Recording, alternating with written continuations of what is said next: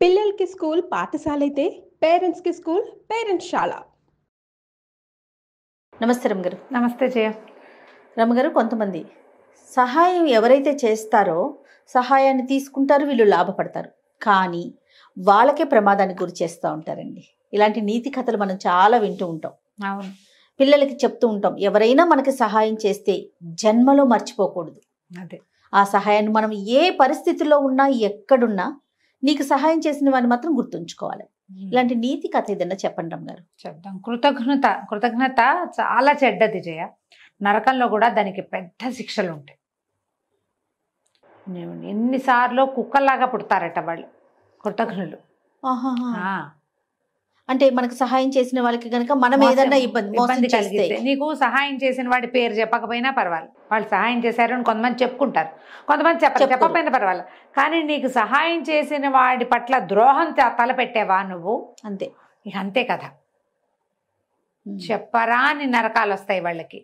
కొన్ని వందల జన్మలు కుక్కలుగాను, నక్కలుగాను, పిల్లులుగాను, పందికొక్కులుగాను అలా పుడతారు. మంచిది కాదు అది. నేను చెప్తాగా, నీకు హెల్ప్ చేశారు, వదిలేపోని, నీకు కుదరకపోతే చెడు మాత్రం చేయకూడదు. వాళ్ళ గురించి నువ్వు చెడుగా మాట్లాడకూడదు, చెడు చెప్పకూడదు, చెడు చేయకూడదు, వాళ్ళకి ఏవి ద్రోహం తలపెట్టకూడదు. మహాభారతంలో కొన్ని కథలు చెప్పుకున్నాం మనం. నాడీ జంఘుడి కథ ఒకటి దీనికి ఉదాహరణగా చెప్తారు. పూర్వమట ఒక గ్రామంలో ఒక బ్రాహ్మణ యువకుడు ఉండేవాడు. అమ్మ నాన్న వాళ్ళు ఏదో వైదిక విద్యలో ఉన్నారు, కానీ ఇతను అట్లా ఏం నేర్చుకోలే. ఆటకాయితనంగా తిరిగేవాడు. లేక పుట్టిన పిల్లల్ని గారాబం చేస్తారు పెద్దవాళ్ళు, మంచి మాటలు చెప్పలేకపోతారు, స్వధర్మ నిధనాన్ని చెప్పి నేర్పించలేకపోతారు, ధర్మాన్ని వదిలేశాడు అతను. వాళ్ళతో కలిసి తిరిగేవాడు. మెల్లిగా అతనికి మాంసాహారము అన్నీ అలవాటైనవి. ఏదేదో తిరిగేవాడు, వ్యాపారాల మీద వాటి మీద. వాళ్ళు ఎవరో వ్యాపారాలు చేస్తుంటే ఎక్కడెక్కడికో వెళ్ళేవాడు. మోసాలు, ద్రోహాలు, చిన్న దొంగతనాలకి పాల్పడి మొత్తానికి వాడు ఏమిటంటే కులభ్రష్టుడైపోయాడు. వాడి వాళ్ళతో ఏ సంబంధము లేదు. వాడు ఏ ఊళ్ళో తిరుగుతూ ఎక్కడికో వెళ్ళిపోయాడు. అయితే ఏమైంది, ఒక వ్యాపార నిమిత్తం కొంతమంది స్నేహితులు వెళ్తుంటే వాళ్లతో పాటు అతను ఒక పడవ ప్రయాణం చేసి వెళ్ళాడు. ఆ పడవ పగిలిపోయింది. అందరూ ఎవరి దారిని వాళ్ళు కొట్టుకుపోయారు నీళ్ళకి. ఇతను ఒక ప్రాంతానికి చేరాడు. అప్పటికి 3-4 రోజులుగా ఈ నదిలో, సముద్రంలో కొట్టుకుపోయి ఆహారం లేదు, చాలా దుర్భరమైన పరిస్థితిలో ఉన్నాడు. ఇతను వెళ్ళిన ప్రాంతంలో దీని మీద ఏమంటారు, ఒక చిన్న ద్వీపం లాంటి దాని మీద పెద్ద వటవృక్షం ఉందట, చాలా పెద్దది. ఎంత పచ్చగా, ఎంత ఆహ్లాదంగా ఉందో అక్కడ నాడీ జంఘుడు అనే బకరాజు నివాసం ఉండేవాడు. కొంగ, అతిపెద్ద కొంగ, పురాతనమైనది. ఇది కృతయుగం నాటి కథ. ఈ బకరాజుకి విధాతతో స్నేహం, బ్రహ్మదేవుడికి స్నేహితుడు. అబ్బా, అద్భుతమైన ధర్మాన్ని నిర్వర్తించే రకం అతను. రాజధర్ముడు అని పిలిచేవాడు. నాడీ జంఘుడైతే అతని ధర్మాలకే రాజు. అతను ఆ వైపుకి వెళ్ళిన వాళ్ళకి సహాయం చేయకుండా ఎవరిని ఎప్పుడు పంపించేవాడు కాదట. అయితే ఈ సుమంతుడు అనే యువకుడు కులభ్రష్టుడైన వాడు ఆయనకు కనిపించాడు, ఆ నాడీ జంఘుడికి. అతను, అయ్యో ఇంత అలసిపోయావు నాయన, బ్రాహ్మణ్ అని తెలుసుకుని, నీకు కులభ్రష్టుడైన బ్రాహ్మణ తేజస్సు ఏదో కనపడుతుంది, జంధ్యం ఉంది. పేరు అడిగేటప్పుడు ఇప్పటిలాగా మనం ఏ ఊరు అడుగుతాం, కానీ కులాలు అడగటం ఈనాటి పద్ధతి కాదు. పాత రోజుల్లో అడిగేవాళ్ళు, ఏ జాతికి చెందిన వాళ్ళు అని అడిగితే వీళ్ళు మన గోత్రనామాదులు చెప్పుకోవటం ఒక పద్ధతి. గోత్రనామం వినంగానే బ్రాహ్మణ యువకుడని తెలుస్తుంది కదా. ఆయన తీసుకొచ్చి తన పెద్ద పెద్ద రెక్కలతోటి బాగా విసిరి అతని శ్రమ అంతా పోగొట్టి చక్కటి పళ్ళు గిళ్ళు ఆహారంగా ఇచ్చి సంతోషంగా తన దగ్గర అట్టు పెట్టుకుని రాత్రి ఉంచుకున్నాడు. మర్నాడు పొద్దున ఏమన్నాడంటే, నాయనా, నేను నీకు ఆహారాన్ని ఇవ్వగలిగా, అలసట తీర్చగలిగాను. బాగా ముందుకు నడిచి వెళ్తే మధువ్రజం అనే ఒక పట్టణం ఉంది. దాని రాజైన విరూపాక్షుడు రాక్షసుడు, కానీ నాకు అత్యంత ప్రీతిపాత్రమైన స్నేహితుడు. అతనికి బ్రాహ్మణ భక్తి ఎక్కువ, బ్రహ్మదేవుని పూజిస్తాడు. నువ్వు అక్కడికి వెళ్తే నీకు కావలసిన ధన సహాయం చేస్తాడు. అది తీసుకుని ఇంటికి వెళ్ళి నీ జీవితాన్ని నువ్వు గడుపుకుందువు కానీ, ఓకే అని చెప్పేసరికల్లా ఈ సుమంతుడు సరేనని ఆ మధువ్రజానికి వెళ్ళాడు. వెళ్తే రాక్షసులు నాడీ జంఘుడి దగ్గర నుంచి వచ్చాడని ఈ సైనికులు వాళ్ళు తీసుకుపోయి రాజుగారి దగ్గర ప్రవేశపెట్టారు. అతను మహాధర్మపరుడు, ఆ విరూపాక్షుడు దానపరుడు, వ్యక్తిని చూడంగానే గుర్తుపట్టే రకం వాడు. నాడీజంగుడు మనుషుల్ని మాత్రమే గుర్తిస్తాడు. వాడి కులభ్రష్టత్వము, వాడి దుర్మార్గత్వము నాడీజంగుడికి అక్కర్లా, అంత అద్భుతమైన వాడు. ఇతను అట్లాంటి వాడు కాదు. ఈయనకి దానపరుడు, ధర్మపరుడే, కానీ వ్యక్తుల్లో ఉన్న ఆ దుర్బుద్ధుల్ని వాటిని ఇతను కనిపెట్టగలడు. ఈయనకి నచ్చల అతను. వీడు కులభ్రష్టుడని, పద్ధతి లేనివాడని, సరిగ్గా లేడని ఆయనకు అర్థమైంది. అర్థమైనా కూడా నాడీజంగుడు పంపించాడు. రాజధర్ముడు ఊరికే పంపడు కాబట్టి ఏదైనా ఇవ్వాలని భావించి ఏం చేశాడు, కొంత ధనము అవి ఇప్పించాడు. ఆ పూట ఏదో చిన్న ఆతిథ్యం అన్యమనస్కంగానే, ఆసక్తితోటి, బ్రాహ్మణ సేవా నిరతితోటి చెయ్యాల. ఆయన పంపాడు, ఇతను ఒకడు వచ్చాడు ఇవ్వాలి అన్నట్టుగా ఏదో మోయగలిగినంత, అంటే అలా అనకూడదు, మోయలేనంత ధనరాశులు ఇచ్చి సాగనంపితే ఈ మధువ్రజ నుంచి మళ్ళీ ఇతను స్వగ్రామానికి వెళ్ళాలంటే నాడీజంగుడు ఉన్న ఆ మర్రి చెట్టు దగ్గరికే రావాలి. అక్కడికి వచ్చాడు. వస్తే అక్కడ వాళ్ళు ఏదో ఆహారం అది శుభ్రంగా తిన్నాడు. వచ్చాడు ఇక్కడికి. వచ్చిన తర్వాత ఈయన కూడా నాడీజంగుడు కూడా అతన్ని ఆదరించాడు. ఈ రాత్రికి నిద్ర చేసి రేపు వెళ్ళొచ్చు అని. ఇతను ఏమనుకున్నాడు, ఇక్కడి నుంచి నేను ప్రయాణం ఏ విధంగా చేసినా నా 5-6 రోజులు పడుతుంది. ఆహారం దొరుకుతుందో దొరకదో. ఈ కొంగ మంచి బలంగా ఉంది, ఓకే, కండబట్టి ఉంది కదా, కొంగను చంపేసి మాంసం పట్టుకెళ్దాం అనుకున్నాడు. చూసారా, తనకి ముందు 2 రోజుల ముందు చచ్చేందుకు సిద్ధంగా ఉన్న తనకి ఆహారం పెట్టి, రెక్కలతో వీవన విసిరి, పళ్ళు పెట్టి, పడుకోబెట్టి, మనిషిని చేసి నిన్ను బతికించి నీకు ధనం సంపాదించుకునే మార్గం చెప్పిన వాడిని నువ్వేం చేయాలి? కొంగని కొంగగానే చూశాడు. ఏం చేశాడు, చంపేశాడు. రెక్కలు అవి అన్నీ తీసేసి మాంసాన్ని పోసిన పెద్ద కొంగ మాంసాన్ని ఒక మూటలాగా కట్టుకుని దాన్ని భుజాన వేసుకుని ఈ ధనపు రాసుల్ని కూడా మోసుకుంటూ వెళ్ళిపోయాడు.